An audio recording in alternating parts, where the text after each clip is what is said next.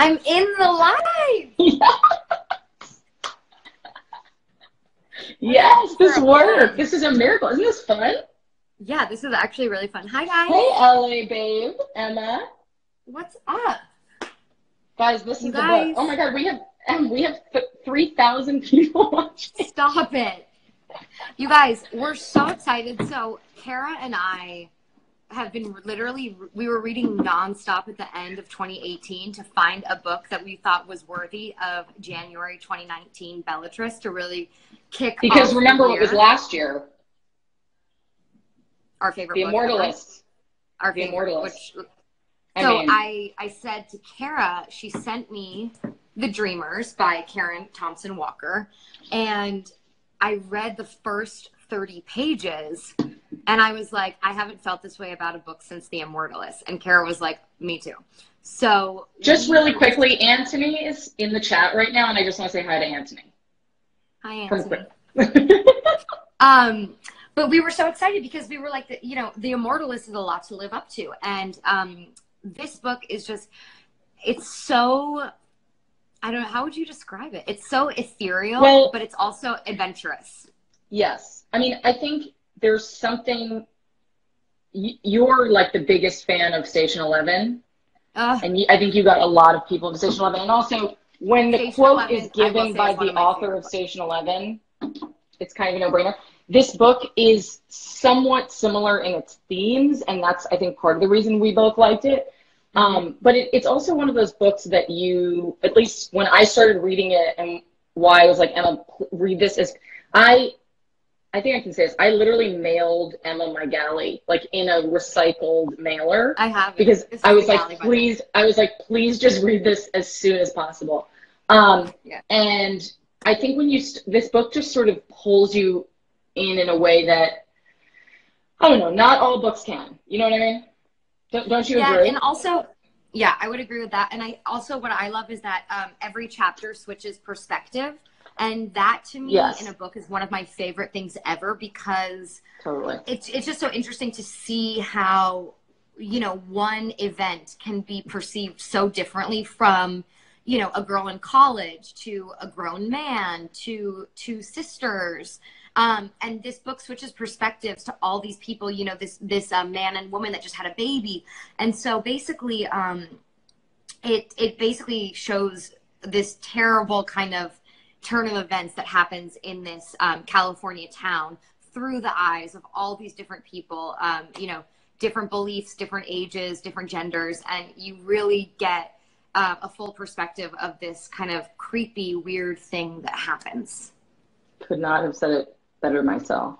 I don't want to say what the creepy, weird thing that happens is. No, don't say it. Because, that's another thing I would say. Yeah. I would say this dual live is not good for us because we talk over each other all the time.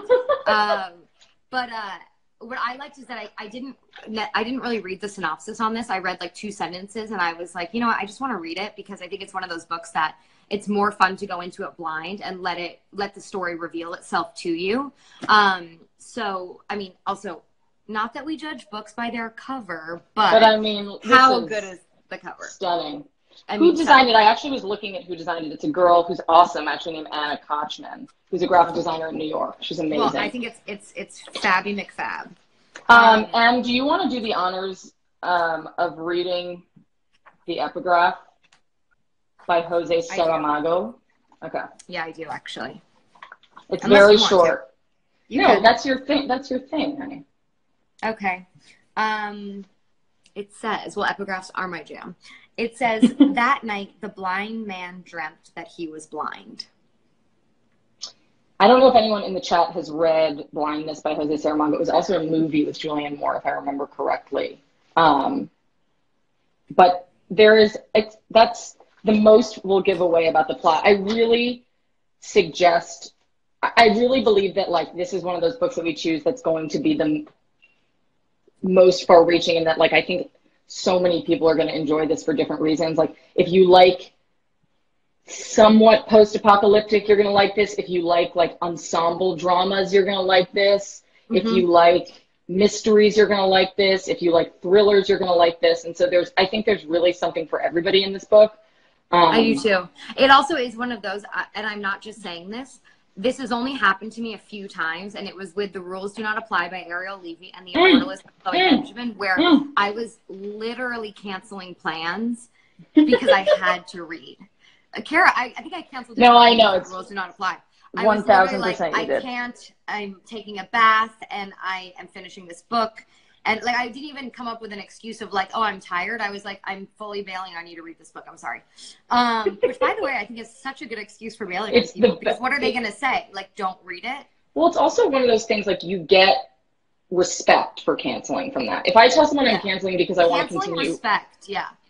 If I cancel because I want to watch something, people are like, you're a loser. If I say I'm canceling because I want to read in bed and continue the story, nobody's going to be like, well, you suck. They'll just be like, power to you, I guess. You know what I mean? It might be that reading is the best excuse. I think reading a book. The best way to bail on people is to say you're reading. Which we know is like the riddle of the Sphinx, is how to get out of plans. But seriously, it is one of those. How much do you love this wallpaper, by the way? In this I was actually going to say, it's fabulous. It's lips. It's a lot, but yeah. I was going to say too. I don't know if we should read this out loud, but one of my favorite chapters is chapter 48, because it. Class in session fan. Yeah, no, I'm just telling because, well, the reason I'm saying it is because you'll know when you see it. But what I like is that I'm going to. It does. There is like an element of the title, The Dreamers, where it does kind of talk about dreams, and this particular chapter talks about some of the different theories of dreaming, and I just find that really interesting because, you know, we all dream and we all have different opinions on dreams, and we all, at the end of the day, don't know why we dream or what dreams are for. It's kind of everyone, you know, has a different opinion on that. So I really like that element of this too, is that it takes kind of something that we all do and like the mythology of it, and it's woven in here in such like a lyrical way. So I think that that's going to be something fun to talk about when we're all done reading it.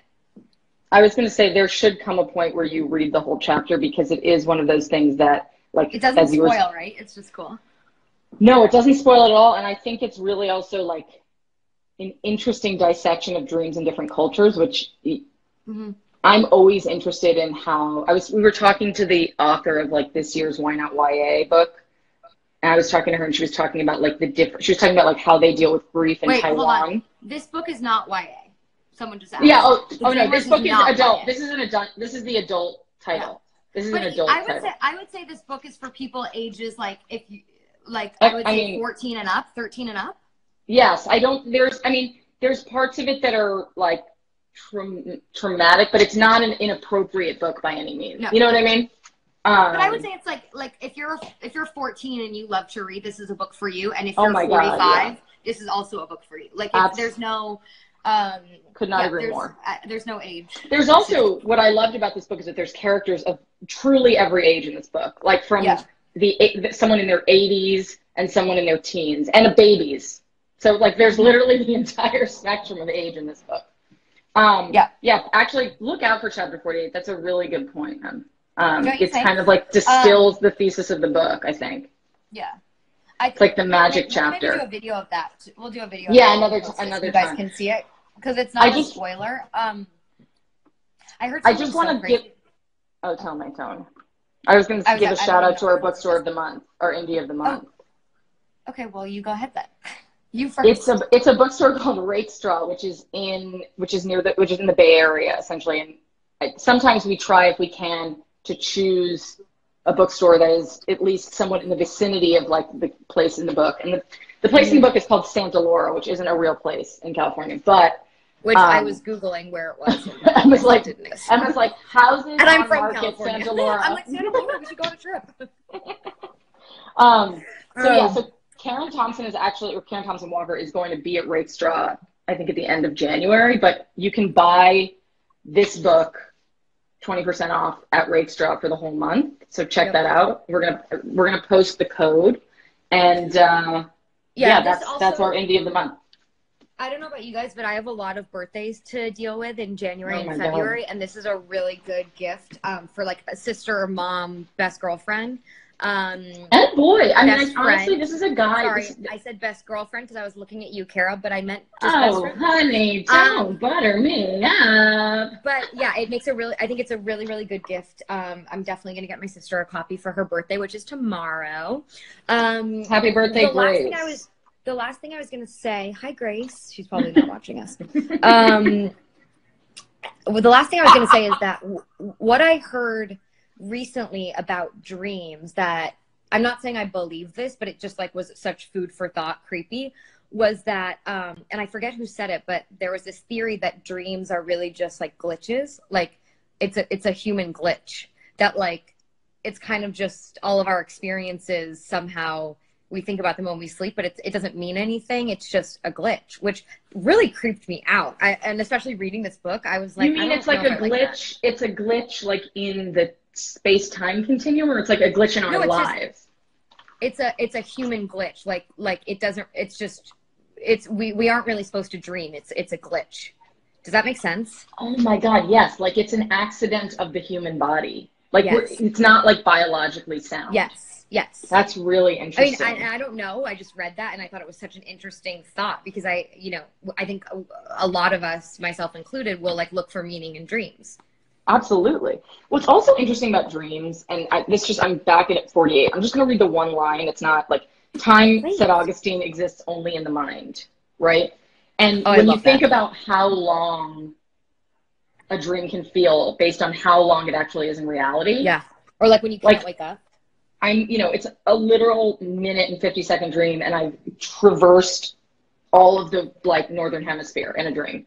And so like this concept of time in dream state versus like working state is so interesting to me, and like I can't wrap my head around it really, because like how is it that when our brain is kind of shut off, like our perception of time is shut off too? Yeah, I don't know, it's just blows my mind. Well, to go off what you're saying, I'll just read this from 48. Go, girl. It says, can I just read the paragraph from 48? Please. Okay. Guys, we're reading from 48 in this book, which is our January pick of the month, just to keep it fresh, keep it tight. Keep it fresh, babes. Okay, so this is just like a little paragraph that I thought was really interesting about dreams from our book. In philosophy, one could entertain the theory that if you could truly understand the complexity of reality, you could also accurately predict the future, since every moment of the future is set in motion by the events of the past. The whole system simply too complex for the human mind to model. I think we need to write that down for everyone to read.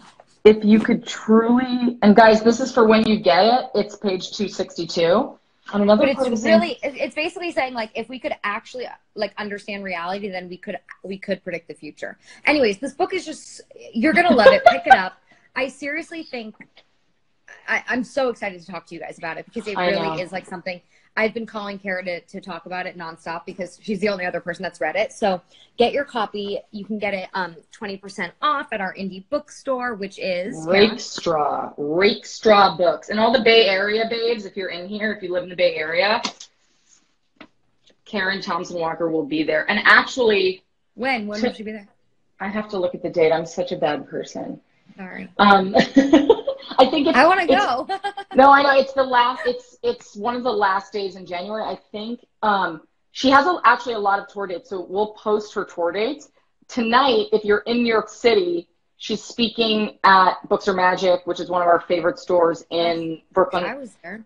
And I'm going to film it. I'm not going to live stream it because I don't want to give it away. I'm going to film it and then I'll post it later. We'll live stream it. Also, just do, also, no spoilers on the book, guys. No spoilers. Let's have a big talk after. Keep it really tight. And we will have a big talk at the end of the month. And hopefully we'll be able to bring Karen Thompson into it as well. Yeah. And also, I don't know if any of you guys read Age of Miracles, which is her first book, but just also a shout out for that too. All right. Love you very much. Love you, mean it. All right. Thank you guys for watching, and we love all of our Bellatrix babes and bows. And thank you guys for reading along. This is a great kickoff for January. I'm so excited to start the year off with this, and I'm so excited that we got to chat. And we will continue to chat a lot more. Love you. Isn't it fun? Bye. Yeah, it's fun. Bye.